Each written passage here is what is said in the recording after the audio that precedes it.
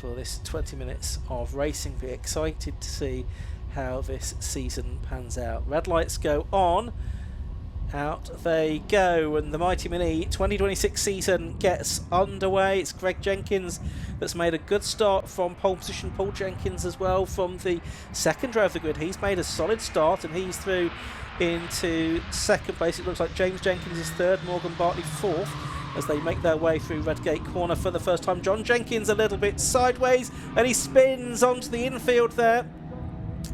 And he is going to get going again, I would think, but he'll have lost contact with the back of the field. But here at the front, it looks like Greg Jenkins, Josh, is making a very good start to this race. Yeah, he was 3 seconds quicker than anyone else in qualifying this morning, and he looks about half of that quicker through the first 2 quarters of the race. So Greg Jenkins, the 49-year-old from Hereford, leads the way. He's been racing since 1991, initially in autographs, then in short ovals where he was a world champion, and he's been racing in Mighty Mini since 2011, was the champion 10 years ago. So I think it's no real surprise, is it, that Greg Jenkins has got the pace, and he's driving off into the distance at this point of the race. 77, good start from Paul Jenkins. He's up there into second position. He's only in his second season of racing, and his car actually prepared by Greg, so I presume there's a relationship in there somewhere.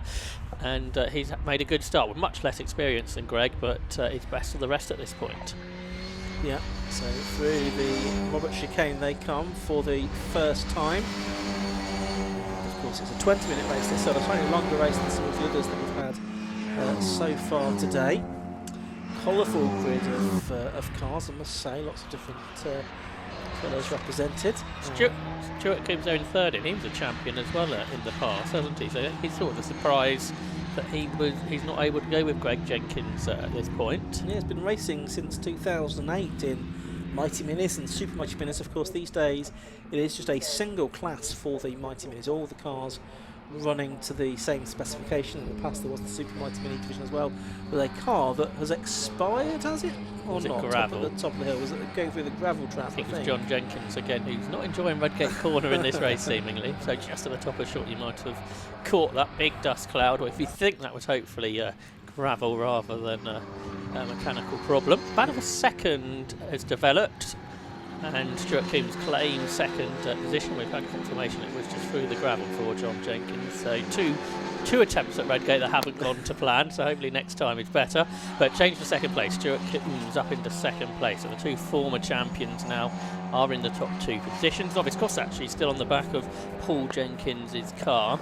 He has raced in autographs and on short ovals before, much like Greg, but now he's fighting back. He's looking to the outside of Stuart Coombs, down towards the Robert chicane. They fling it through one way, then the other, and for now, Stuart Coombs is ahead. He is. Stuart, 54 years of age, from Codford, a fabricator by occupation, but he's got Paul Jenkins pulling to his left-hand side now, and I think it's going to be Paul that is going to be ahead by the time they get to Redgate Corner. Well, can Stuart be a bit better on the brakes? Yes, he is. He goes deeper into the corner, though.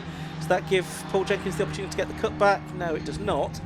But he's going to have another look, is he? He looks to the right, looks to the left. You can see the black cross and the yellow background on the rear of his car there, showing he is a relative newcomer to racing, Paul Jenkins, and is pursuing the much more experienced Stuart Coombs, who's raced in the car that he built himself, the blue car, back in 2017. The previous show was destroyed in a barrel roll at Thruxton in that same season. So he's been racing this car for well, this will be its, I guess, 10th season now, won't it, that he's racing his car. And for the moment, Stuart Coombs is managing to stay ahead of Paul Jenkins, but it's not for the want of trying on Paul's part. They're to about 5 seconds behind Greg Jenkins in the lead of the race as they're working lap 3, and they're a reasonable distance clear, about 3 seconds clear of Morgan Bartley, who's in 4th place as things stand as well. Morgan, who was 3rd in the championship last year, there in the bright green car. He's just his 3rd season of racing, so a similar experience level to Paul Jenkins, much more experienced drivers in the top 2, but that's not stopping Paul Jenkins here, challenging Stuart Coombs down towards the chicane. But for now, Coombs is still ahead, but on the exit of the corner, can Paul Jenkins do anything about this? It looks like he's got a better run. He's drawing alongside the car that was ahead. Now he's on his right-hand side at the line. It was Coombs ahead into Redgate. Paul Jenkins was nosing ahead, but on the outside line, brakes a bit earlier, I think, as Stuart Coombs claims that second position back. You have to be a bit careful on the exit of Redgate. There's a bit of gravel that's been dragged back onto the circuit. Looks like behind there's a battle developing as well, because Morgan Bartley has been caught by James Jenkins, who's just done the second fastest lap of the race, about a second quicker than these two. So James Jenkins, who's currently in 5th place, might be able to pass Morgan Bartley and go after these two. Yeah, of course, James was on the front row of the grid, wasn't he? But has struggled a little bit so far during the course of this race. There is Greg Jenkins, I believe, the 49-year-old mechanic from Hereford. Stuart Coombs second. Paul Jenkins third, and then in the background of shot there you could just see that Morgan Bartley was being caught by James Jenkins. On the last lap, Jenkins was about a second, no, 2 seconds faster, wasn't he, than Morgan Bartley. James, who is 23 years of age, technical support engineer from Norwich. Enjoys fixing ride-on lawnmowers in his spare time, does James, but we're watching still the battle for second place between Stuart Coombs and Paul Jenkins. Turning their way through the S's once again. In that last lap, James Jenkins was a whole second quicker than he went in qualifying this morning, but it didn't appear that he's quickly got past Morgan Bartley, but now they are side by side. Bartley, they're nosing ahead, I think, on the way down towards Redgate Corner, so it's a harder job to get past than you might have thought for James Jenkins.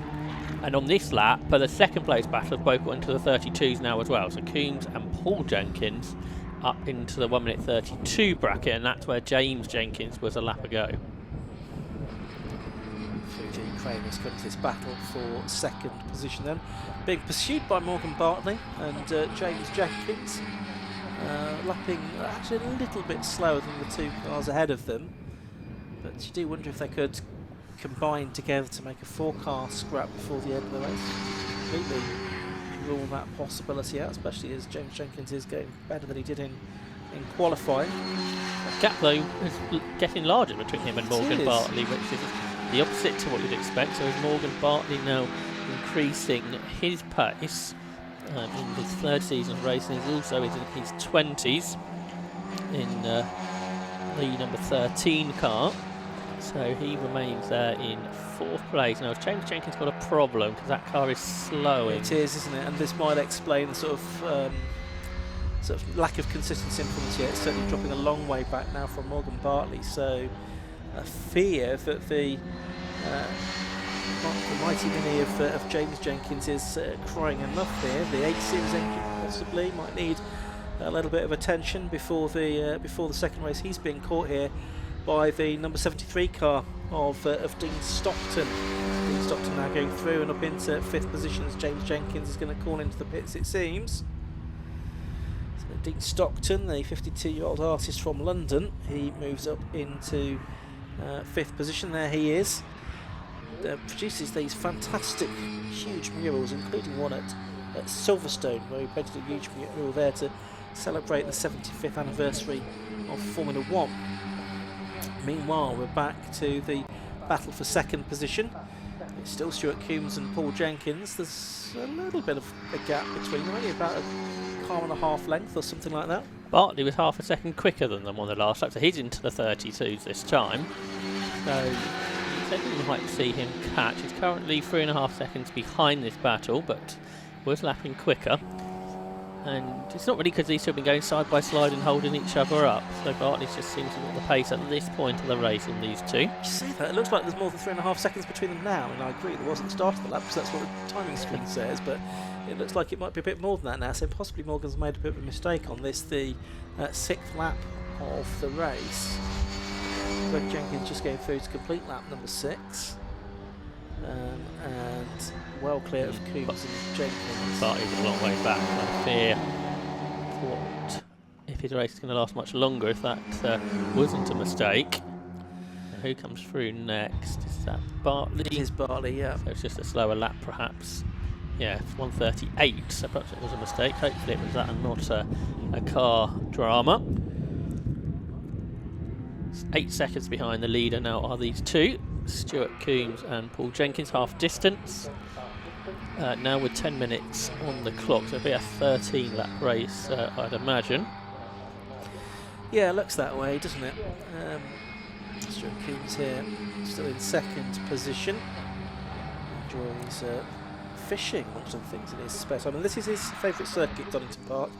He loves the layout, he normally does well here, he says. And he's going pretty well here today in second position. Sponsored by Maniflow Exhausts, which is his employer. And he says he's going to see out his career in 90 minis. He doesn't necessarily say how many years that will be. 54 years of age at the moment, well, we've got plenty of races in the 750 Most Club that will do at least 2 more decades after their 55th birthday. So at least, yeah. Could have many years of mighty mini racing in him yet, Stuart Coombs. The much less experienced Paul Jenkins has just dropped away on this lap, hasn't he? He's been part on the bumper of the car ahead for the last several tours of the Donington Park National Circuit, but the gap's just gone out a little bit. See if Paul Jenkins can close that back in. He raced Rebels on the short ovals, so probably pretty confident running close to another car coming from oval racing. And he is now closing back in, it seems, on the car ahead. So there's Paul Jenkins, still with that novice cross on the back of the Exian Slark car. But there is our race leader. We haven't seen very much of him, and that's because he's 9 seconds ahead. It's a 14-round season this year for the Mighty Minis. They've got 6 meetings. This is the opening double header at Donington Park. They go to Silverstone on the National Circuit on the 9th and 10th of May. Then a triple header at Snetterton and another one at Cadwell Park in June and July. Double header at Brands Hatch, and then rounding out the season at Mallory Park on the 11th of October with a final double header meeting. And in 90 minutes it's 35 points for a win, 33 for second, 30 for third place. Drivers can nominate 1 round to earn a joker as well, which will give them a bonus score of 3, 2 or 1 point, so that could decide the championship at the end of the season. And the grid formats in these races, the race 2 and where applicable race 3 grid, that is set by the finishing order of the previous race but with a partial reversal as well. Is that a random? It is 6 or 7 or 8. Well, John Jenkins is looking good then. Yeah, he certainly is in this one, as Greg Jenkins goes across the line to complete 8 laps for him, and he's now 8.6 seconds clear. Because that time through, both Stuart Coombs and Paul Jenkins have done their personal best laps of the race. Jenkins, the faster of the two, 1:32.566, both quicker as well than the race leader that time. Just wonder what Greg Jenkins could do if they were closer though, because he did a 1:30.4 in qualifying, and he hasn't gone within a second of that. So you'd imagine if Greg Jenkins needs to go quicker, he could. But second is going to be disputed, I think, right to the end. Morgan Bartley's slow again, isn't he? 1:35, but he's not really being caught by Dean Stockton. So if Morgan Bartley can get the car home, he should do so in 4th place. But I think he might be being challenged by a technical issue of some description in his Mini. It's interesting that Paul Jenkins has been this close. He's had a couple of times up towards Redgate he's got alongside, but we haven't seen a really big challenge. And is that just a lack of experience, do you think, that he's not that familiar with making those big moves against a pilot of the experience of Stuart Coombs just ahead of him? Possibly that would explain his slight reticence to make a move down to the chicane. They come again at the Robert chicane, I should say. I think Paul Jenkins just did a couple of meetings last year, got a best result of 5th, so he's going to improve on that today. And as you say, he's getting closer again as they head down towards Redgate. Can he use the slipstream here perhaps? He pulls out of the toe, tries to get alongside the rear of the car ahead, but I don't think he quite managed that. But still, and he's got a much better run through Redgate here, hasn't he? So can he get alongside through Hollywood? Because this momentum, especially in a Mini, will last all the way down the hill through the Craner curves and to the old hairpin, but Stuart Coombs again has been able to hold him back, and he turns through the old hairpin, still ahead. Not sure if we saw Stuart last year in this championship, did we? So it's good to have him back out in Mighty Minis, perhaps encouraged by the new management that Ian described earlier. And perhaps some of that is for himself as well. It's just getting back up to speed after not being in the car last year. That's right. These cars, of course, they run on 12-inch wheels with Yokohama tyres providing the tread. And the cars all pretty evenly matched. A very strict set of regulations in terms of what you can do to the chassis, to the engine, the suspension, etc. Not a lot of modifications that you can do. Coombs with 4 minutes to go, I would say now. Still there in second place, still with Paul Jenkins right behind him in the tow. Tries to dive out of it there as we watch Greg Jenkins already making his way towards Hollywood, comfortably in the lead of this race. He's got a bit of a run going, has Craig Jenkins, because he's won the last 3 races that have been contested for Mighty Minis. He won in the wet at Alton Park, and he won the 2 races at Castle Combe. So trying to go 4 in a row. He took 6 wins in total last year. Again, it looks like Greg Jenkins didn't sort of fully commit to that move at Redgate, did he? He can close, he can almost get alongside, but he's not sort of fully committed, I don't think, into Redgate to get past Stuart Coombs. And as you say, that could all be down to the lack of experience in circuit racing, but that would be all learnt over the course of the day. And actually the reverse grids also, I'm sure, will help with that learning curve, because it means you really have to do overtakes if you're going to get a good result. Yeah, Greg Jenkins won more races than anybody else last season, but it was Ollie Samways that won the championship. I believe the ex-Samways car is going to run as in a live and drive car this season in Mighty Minis. But Samway is a double champion in the Mighty Minis, also an export specials racer with the 750 Motor Club as well. John Jenkins is catching back to Dean Stockton after those 2 moments at the start of the race. He's lapping a couple of seconds quicker. He is 7 behind, but that's going to get quite close towards the end, I'd think. Only 2 laps to go, though, is it? Possibly.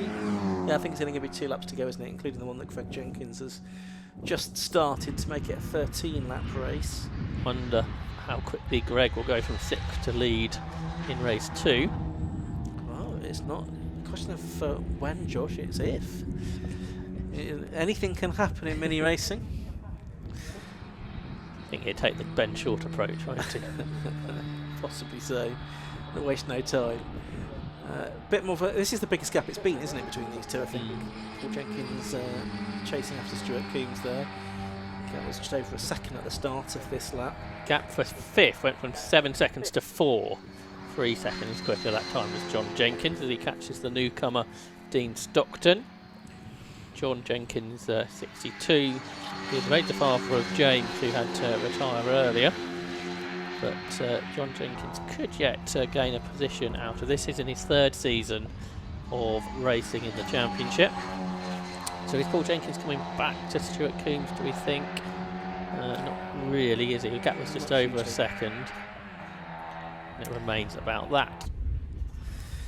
Okay, so they're heading down to the Robert Chicane for the penultimate time in their race. Greg Jenkins is just about, yes, he is across the line now to start his final lap. 1 minute 35 for the leader. That is a slower lap, isn't it? But is it a I've got this in the bag, I can afford to take it easy kind of lap? It's certainly noticeably slower than it has been on previous laps, though, by about 3 seconds. Is there any concern? You have to wonder. He's only 6 seconds ahead now. Paul Jenkins had very much caught Stuart Coombs at Redgate Corner. He did a PB last time, 1 minute 32.2. Quicker than Coombs has gone in this race. And he is right with him down the Craner Coast. Has he just been fooling us all into a false sense of security, and is he going to challenge at the last corner? Let's wait and see. He's about 3 or 4 lengths back as they sort of climb out of the old hairpin towards Schwantz Curve and McLean's. 1.5 seconds a gap 5 to 6, so that could change on this last lap. Yeah, the way that's going to happen will change, won't it? You might well have John Jenkins up into the top 5 before the end of the race. While second and third climbing out of McLean's up to the coppice, the highest point of the circuit. Double apex right-hander here, and then it's really just straight and the Robert chicane to go. And that's where Paul Jenkins is going to have to mount his attack, which is not impossible, of course, at the Robert chicane. But here is Greg Jenkins looking for another successive victory in the Mighty Minis. Goes right, goes left, and it is pretty close between the next two in the back run. It looked like Paul Jenkins was a little bit off the road, though, as he tried to get past Stuart Coombs. Is Greg Jenkins going to come through and take the victory then? Second goes the way of Stuart Coombs, and yes, he is a bit more distant in the end, Paul Jenkins, but he did have a go for it by the looks of it, Josh, at the final corner. Yeah, that's good stuff, isn't it? Having a go if you can. Didn't lose anything in the end, did he? Managed to avoid the tyre stacks, which is always the concern at Donington if you do have a moment. So the other question is who's going to be fifth. Morgan Bartley is fourth, but John Jenkins, who had those eventful laps at Redgate at the start, has been catching Dean Stockton, and they are together now, and John Jenkins on the inside line down into the chicane, and that means he loses pole position for race number 2, but does gain fifth as they take the flag. Yeah, and it's going to be Dean Stockton, a top 6 finish on his Mighty Minis debut, having just done a bit of bike racing and some flat track racing as well in the past, but no car racing experience. So 6 finishes then for the opening Mighty Mini race of the season. We said a sad goodbye to James Jenkins, who headed to the pits in the early stages of the race. But Greg Jenkins, number 7 it was, that took the win at the end of 13 laps of racing from number 10. Stuart Coombs in second. Third place went the way of number 77 Paul Jenkins. Fourth was number 13 Morgan Bartley. In the fifth place number 64 John Jenkins. Sixth was number 73 Dean Stockton. The final finisher, we had 2 non-starters as well, Drew Peters and Martin Farrer.